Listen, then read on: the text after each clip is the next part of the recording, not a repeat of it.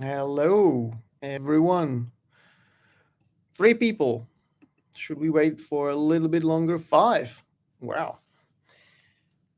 Welcome from quite warm Tunisia comparing to Czech Republic.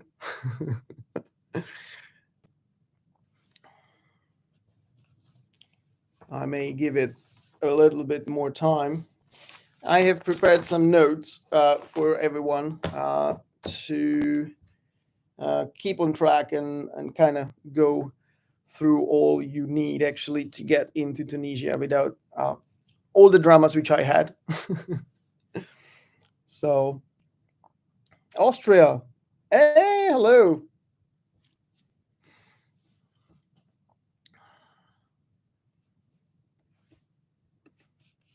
How is weather in Austria? Still so cold when I was riding down? It was freezing, by the way. Yes, there was nice snow and sunny, but it was still freezing. Absolutely freezing.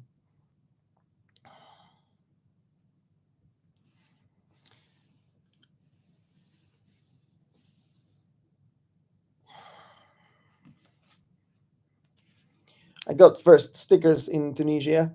These are from the Let's Ride workshop, who actually is pretty well stocked, and they do service for the race bikes for races. And it's pretty cool. The guy is called Slim there, and was just fixing the carburetor of some special KTM and chucking it into the UV. Windy and warm. That's nice. We have quite nice weather in Tunisia as well. It's always raining in the morning, and then it is really nice and sunny and slightly windy in the evening, about 15 to 20 degrees. Hello. Hello, Marco. So let's give it 2 more minutes, and then I'm going to start with the paperwork and the drama from what was planned to be 2 days and ended up in 2 weeks, effectively. Um, yeah, a lot of shit show, to be honest.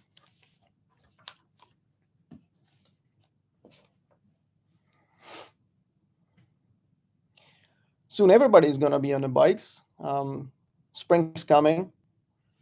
You now have some kind of a storm in the UK or what, which is a bit annoying.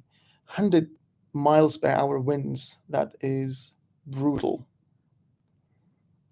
I am in Tunis at the moment in this wonderful little hotel room, which costs 40 euros, including parking. Probably the most expensive hotel I have been so far.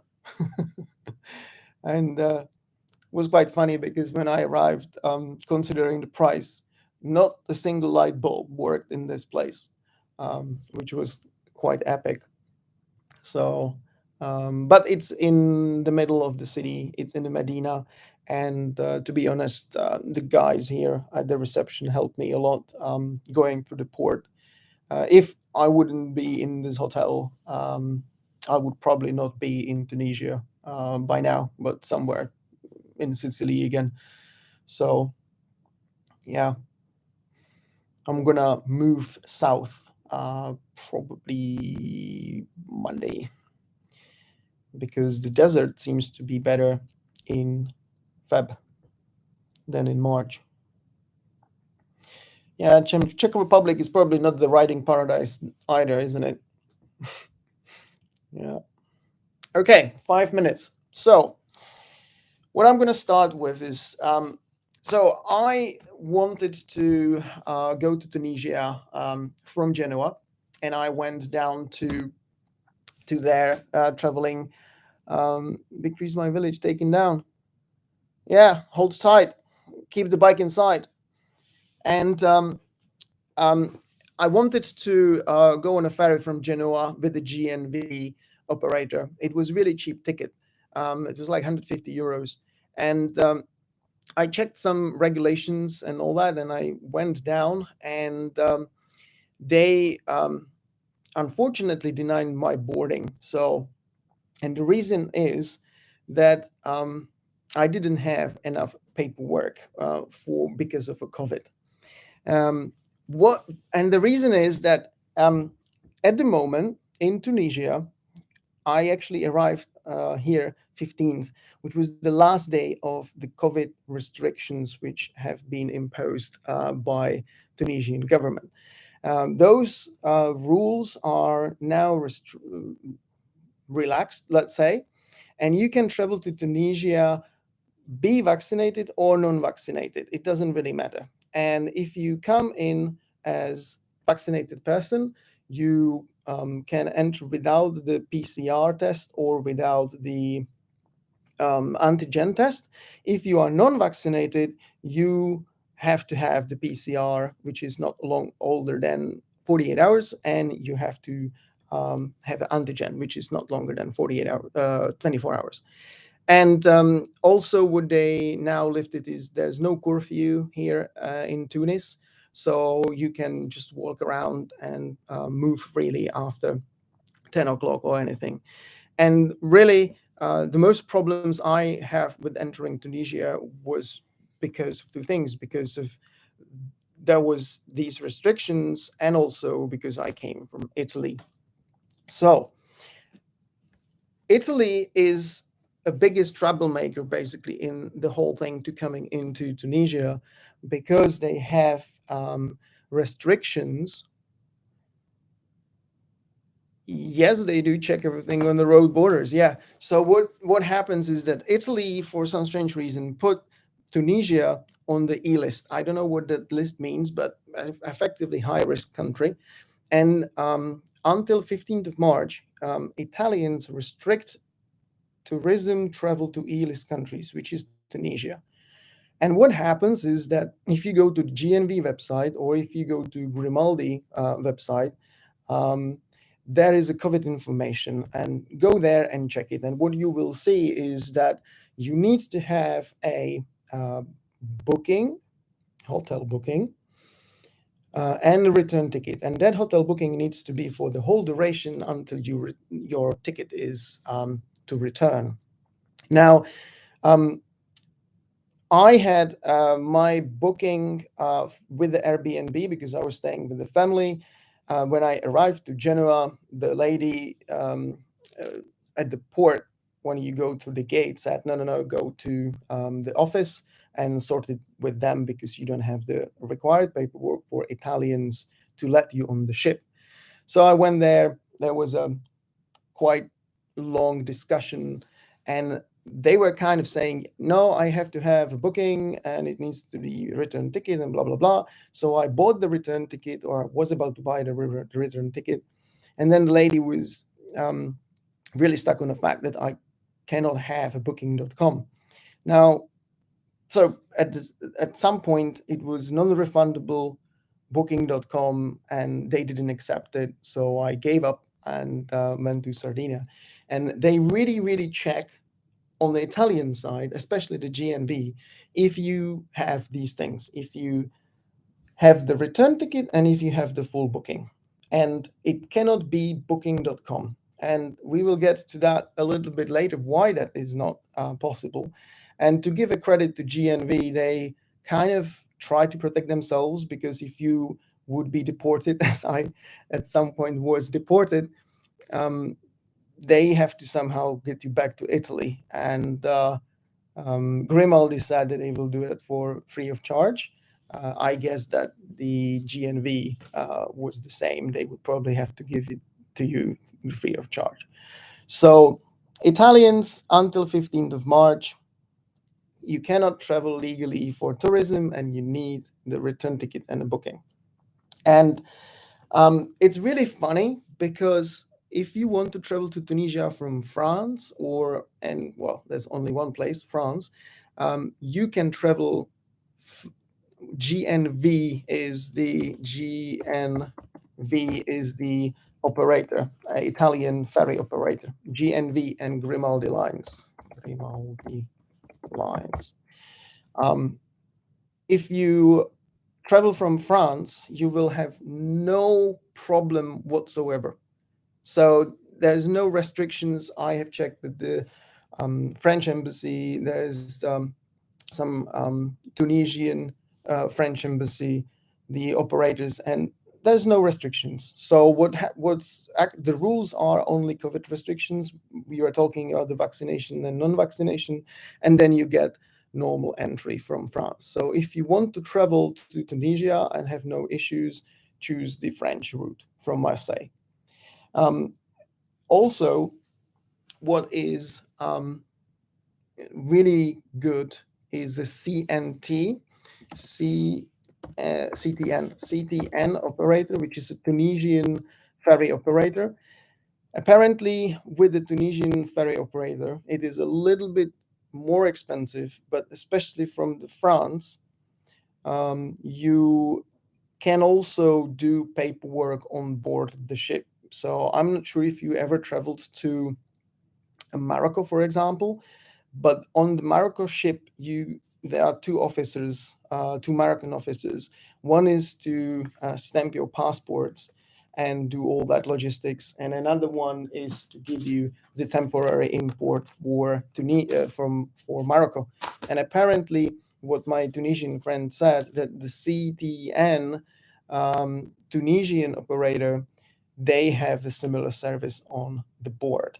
So I would definitely recommend, if you don't want to be stuck or having any problems, just go French route and CTN. Now, um, the Italians are quite random. In Genova, they checked my paperwork really, really a lot. And then in Palermo, the Grimaldi lines didn't really care at all. So I had I have done my PCR, I have done my work contract, I have done my booking on a booking.com, I have filled in another forms, and I go and show up at the port, and Grimaldi is like, "Do you have a green pass?" And I'm like, "Yeah, I have a green pass." Show her a green pass, and she's like, "Boarding pass." Which led me on a ship. But then obviously I ended up at the port in Tunisia, and they gave me the most trouble there. One thing which I forgot, for Tunisia, you need to have this form, which is, I think I have put it in the description. Link to that in the description, which is from Tunisian authorities. You are supposed to give this form, sign it, and give it to the health official when you are at the port.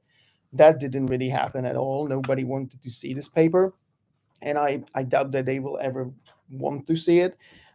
They really just wanted to see the vaccination certificate. And if you have anything which looks reasonably legit with the code, QR code, it's really, really easy to go. But when the fun start is, if you arrive from Italy, is at the port at the visa office. So at the visa office, what they want to see is your return ticket. They check that, and then they want to see your booking for the whole duration. So as you can see, I have for 4 days effectively, and they it was clear that I'm just booking it in order to get in. um, and they checked that, and then they were kind of screaming about voucher, which effectively is the invoice. So I had my bank receipt for the payment of the hotel, because on the GNV, and my friend said, you need to pay it. It needs to be non-refundable or paid. So I came prepared with the receipt from the bank, and they didn't accept that, despite it was clearly paid. And he was shouting at me something about voucher, voucher, voucher, hotel touristic. Um, and what it turns out to be is effectively an invoice from hotel, which looks something like this. right? Effectively, it says the dates, how much you paid, and it doesn't even need to be real because to be honest, the receipt from the bank is more legit than this. Um, and with this, if you present them that, they will be absolutely fine, and you do that. How you get this? You book on booking.com or any other way and just ask the hotel to provide you with the voucher, and they will know what to send you. Um, Usually PDF is enough. It needs to be printed. There was some guy who had it electronically and they give him a hard time again. So you need papers. Effectively, you need to print everything. And this is your key to Tunisia. They will ask you a lot of questions and stamp you in, and you will get your stamp, and you are that's a, that's a stamp for the person, and that's a stamp for the bike, and you are off to customs. Now, it was really funny at the office because there was a German guy who had the voucher, but it was pretty. I think it was a fake one, and he went into the office with this voucher and with the three watches, and he was processed in about 15 minutes. And so he walked away with the passport and without the watches. So that's one way to do it. And another way was really to get my friends to go to the port and actually give it. There was another guy, a French guy, who didn't have a booking and didn't have a voucher. And he did ended up deported, but I think that it was because his Tunisian friend gave him quickly a fake voucher, and I think they called my hotel to verify if that voucher or that booking is valid, and I think they called his hotel, and because it was fake, it didn't fly very good. That was, yeah, either fake it completely or and reliably, or just don't do these shenanigans. What happens next is you go to customs and they do check the luggage reasonably well. Until you give him something. So in my case, he was asking what I have, and at some point I said I have alcohol. Mind you, that I have been deported and imported, and it took about 8 hours. This whole thing. So after 8 hours at the port, I was like, "Yeah, I have Slivovitz here," and he was like plastic bottles. So his eyes was like, "Woo, okay." So I gave him that. Then he actually filled all the paperwork and just pretended that he checks my luggage, which I'm happy because I have some items which they would probably not be really happy about. Like, so what happens in the end of that is that you get this green paper. And again, this green paper is valid for 90 days as your passport stamp. So legally, and you can read that on French, German, Czech websites of the consular embassies, you have the 90 days entry. So once you stamp in, you are actually free to go for 90 days. This paper is apparently really important. And if you lose it, you are in big trouble because that will take a lot of time to replace that. This is for the bike. So anytime when police stops you or something, my friends here said just show him green paper. You don't even need to show them a passport or anything, and that's it. And I think, yeah, that's that's with the port. Green paper, yeah, it's really good to bring. To be honest, bring some cigarettes and bring some little tiny bottles of whiskey or some alcohol, and that's gonna make your processing at the port much easier if you travel from Italy. Um, so print it on a dot matrix. Yeah, yeah, it's not the most up-to-date facility in the port of Tunis, to be honest. So what one thing which I would like to talk about is the deportation, because it was the first in my life when I was deported from the country. So it was quite funny, and it kind of makes sense now how they do it.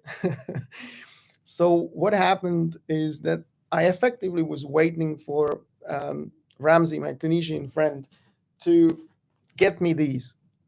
And the police at the beginning, I think they wanted some gifts. So they were kind of, we submitted your application to the authorities and you have to wait and all that. And I think it didn't help that I actually was really patient and I took my Kindle and started reading book. I think that pissed them off a little bit. So that took about an hour. And at some point, they kind of basically we waited it out with the French guy and we said we don't have a Wi-Fi and anything. And if that I have a friend like Tunisian friends and that I have booked and I want to go to Tunisia and I can give them the voucher if they give me Wi-Fi. So at some point, one of the officers gave us actually Wi-Fi, so they were quite nice. And that way, I could organize for Ramsey to get to the hotel and to bring these piece of papers to the port. Unfortunately, it took so long that they run out basically out of time, because what happens is that the ship arrives, they need to process you in certain time, and if they don't process you 2 hours before the departure of that same ship to Italy, well, they will basically deport you to the ship. And that's what happened to me. So it was 2 hours before the departure, and they kind of grabbed my passport with the Frenchie and said, well, escorted us to the ship. And I was like, well, okay, but I'm waiting for my papers, and obviously language barrier or anything. So we went, and at the reception they told me that the passport has been given to the police ship police chief or whatever, and then I will get my passport when the ship leaves the port. So they are sure that I'm not going to run out of the port, which would be really difficult, to be honest. There's a lot of guns in that port. Don't do that. I think that wouldn't end up well. And what happened is that at some point you have 2 hours until the ship leaves. So Ramsey reached the port. Obviously, they cannot enter, so they go. They give the papers to the police, and then the police. It was really funny because they couldn't pronounce my name for some strange reason. So on the ship there was like, the Czechoslovak guy can go. He's free. The French, no. So that was fun. And then they have kind of put me back on a bike, and I had to go to the visa office again. And it was really funny because when they were deporting me, obviously everybody's grumpy. And when they were importing me back, everybody was so smiling and we were fist bumping and all that. And I was like, what's going on here? So yeah, it was a little bit of a charade. And then I went through the customs, and everybody was really confused what the hell I'm doing at the customs after basically 8 hours at the port. So yeah, that was the story of Tunisia, really. Um, well, arrival to Tunisia, which was quite interesting. Um, as I said, they relaxed. I literally picked the worst day because 15th was the last day of COVID restrictions here in Tunisia. So I think that everybody wanted some, get something out of that. Um, the rules, unfortunately, with the return booking, with the return ticket, and with the hotel booking are still valid, but that's because of the Italian side. And I think that the Tunisians are kind of playing the game again against the Italians, because Tunisians cannot now go to Italy, and I think people are pretty much pissed with that. In terms of overstaying, effectively, no embassy says that the regulation is COVID rules. So once you stamped in and once you get the green paper, you have those 90 days, and that's fine. So really, just prepare for that, have the voucher, and then in theory it should be absolutely fine. On the Italian side, they are completely random, so I think that In theory, yes, you cannot travel for tourism, so you need the work contract, but nobody ever wanted to see the work contract, to be honest. So, um, so that's it. Yeah, I'm not gonna return to it. Well, I'm gonna return to Italy, but I'm returning in end of March, actually beginning of April.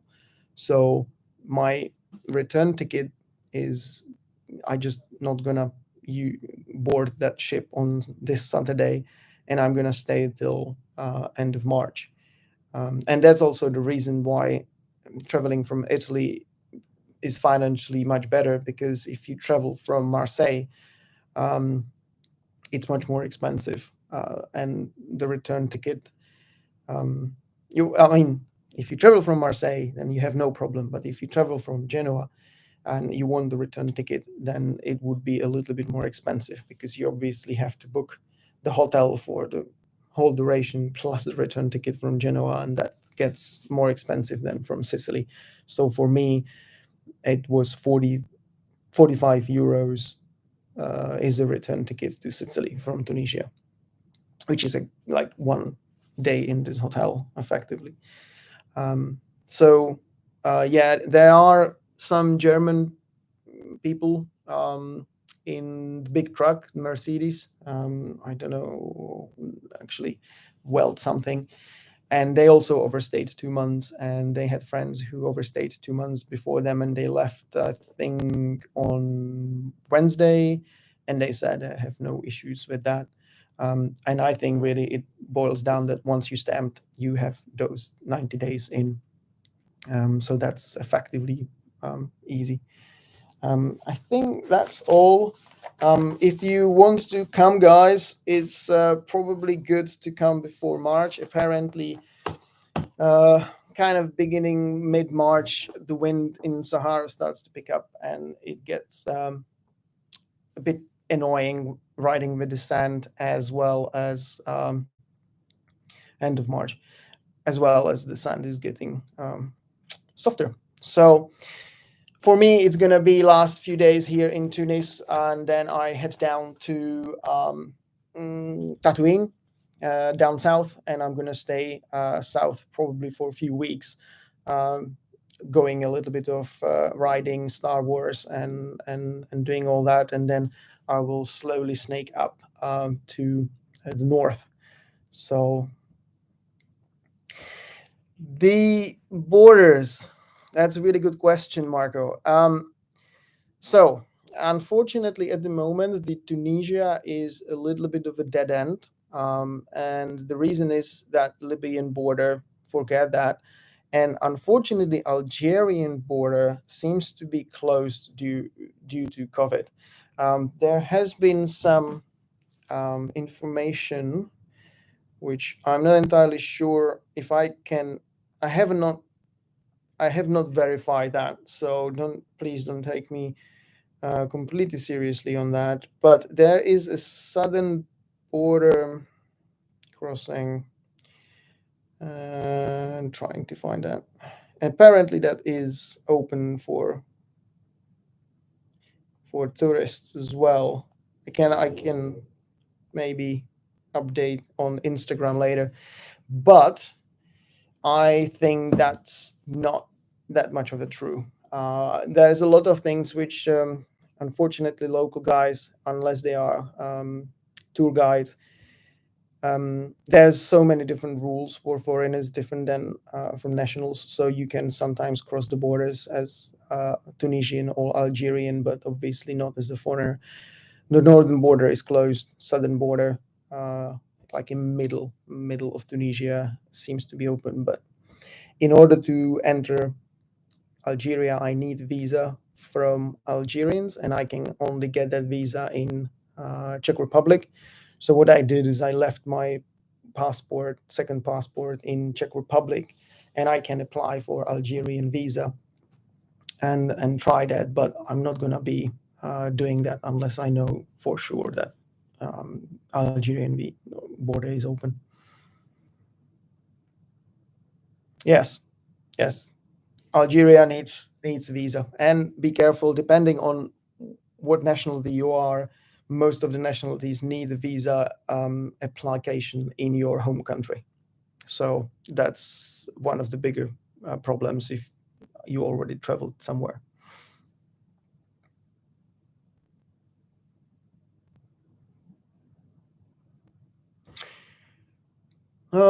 Fuel price. I think that I have seen, if I remember correctly, Tunisian dinar.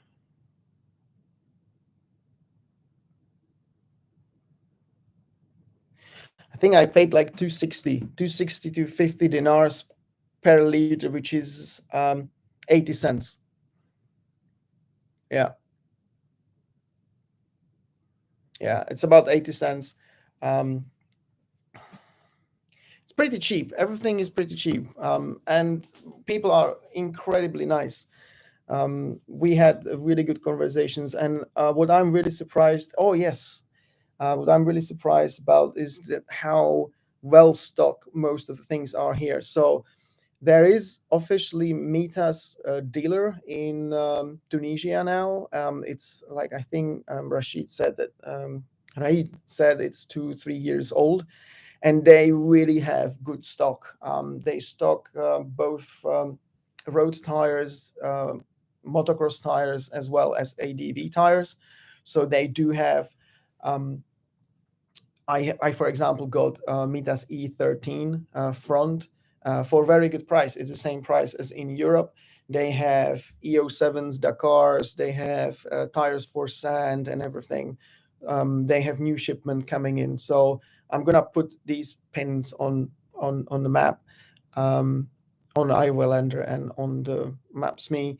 Really, really nice guy. Effectively, can you get any tires? And also, at the beginning I was saying, let's ride.tn.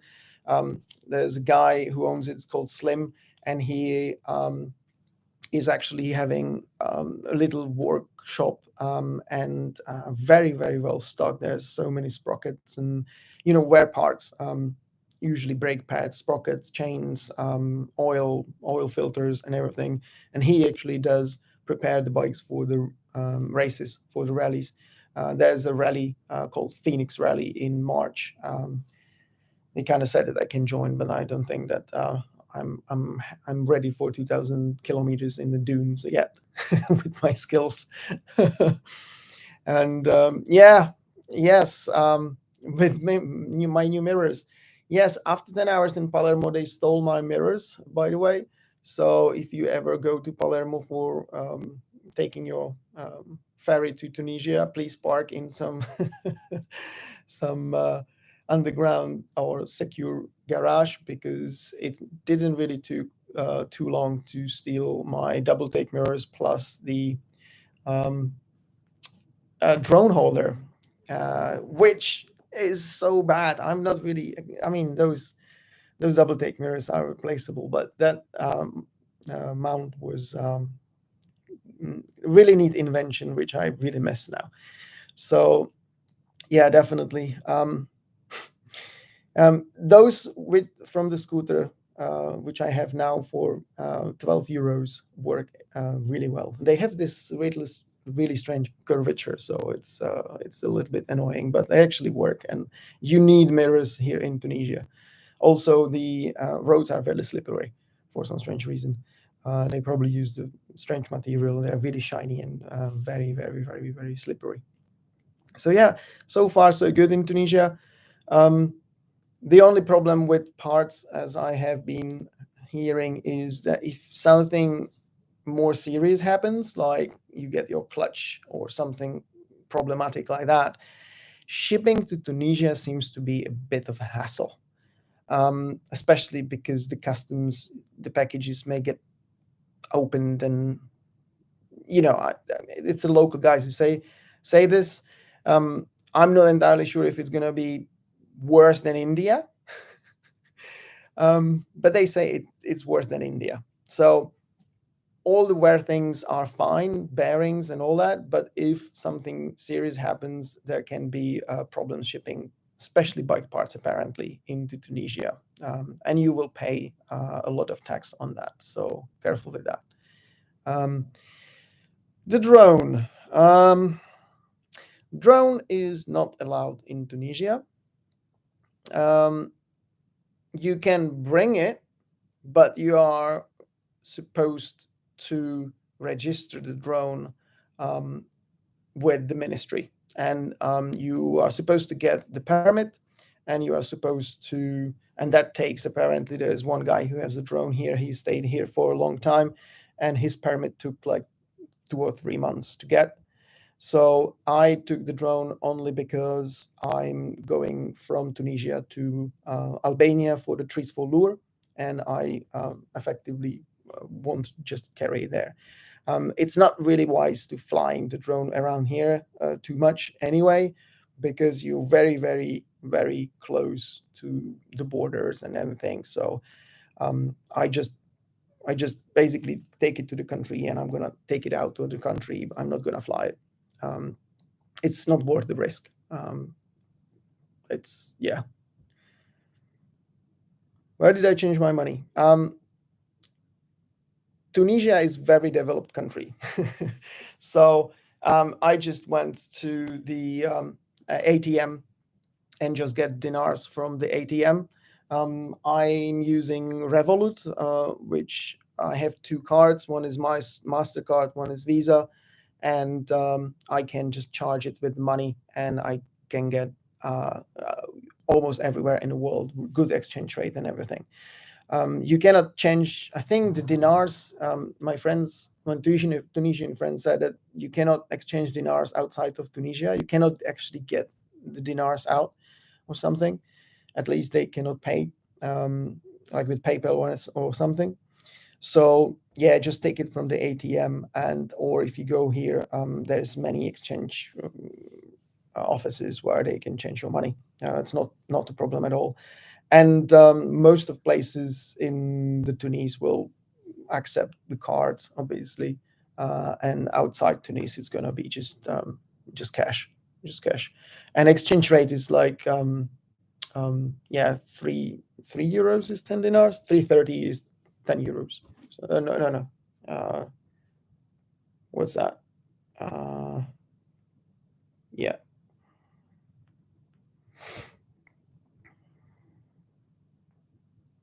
Yeah, 330 is €1. So pretty cool. So if you don't have any more questions, I think I don't really have anything else to say. Yeah, obviously the green card, which is now white, that doesn't even get checked. They didn't even want to see it, but obviously you need to have a Tunisian insurance or something like that. And that's probably the last piece of paperwork, to be honest, in here. So yeah, I think I'm gonna call it a day. I would like to do, if people like this, it's much easier for me to do a live stream than to edit a long travel videos. So I think that in terms of actually transferring the knowledge and saying how it works and what it is, it's probably better in this format. So I hope to do some more live streaming throughout the stay in Tunisia. It is pretty cool, and all my friends say that the food is the best. Obviously, I have a massive problem with language because it's just French is not the strongest suit even after 5 months in Morocco, and obviously Darija is absolutely terrible for me. So hello everyone, joining actually quite late, 39 minutes late, guys. So maybe I should do it a bit later. You're gonna go for a project in Tunisia? Yeah, well, it would be nice. It would be nice. Yeah, if you need anything, if you decide to travel to Tunisia or any friends or anything, I'm gonna be here till beginning of April. So if people would like to have some info or something or points, I'm gonna be available, and I'm more happy than then I'm more happy to help. So yeah, Tunisia needs trees. There is actually a national park which is close to the Libyan border. Unfortunately, my friend said it's a military zone, which is a project to restore green part of Sahara. And I really wanted to see that, but my friends say that it's not the best idea to get that close to the Libyan border, which I kind of understand. So let's see how it goes. I would like to try to see some green Sahara, especially for the trees. So yeah, see you next time. And if you have any questions, either comments or Instagram, most people on the chat know everything. So have a good night and see you next time. Bye-bye.